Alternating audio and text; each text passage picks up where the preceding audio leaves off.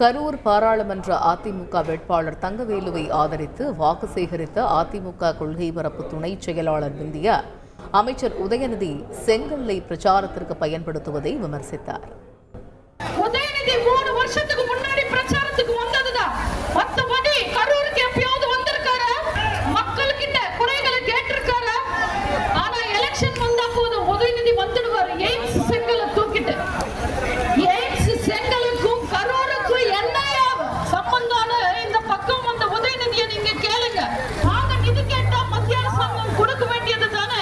அவங்க என்ன அவங்க அப்பா வீட்டு காசா கொடுக்கறாங்கன்னு நக்கலா பேசினார் உதயநிதி. நம்ம எல்லாரும் ₹1 வரிப்பணமா கட்டுனா அதுல 50 பைசா மத்திய அரசாங்கத்துக்கு போகும், 50 பைசா மாநில அரசாங்கத்துக்கு போகும்.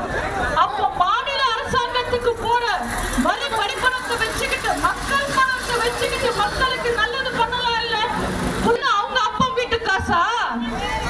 ராணுவத்துல செத்தவனுக்கு வெறும் 3 லட்சம் கொடுத்துட்டு கள்ளச்சாராயம் குடிச்சு செத்தவனுக்கு 10 லட்சம் தராங்க.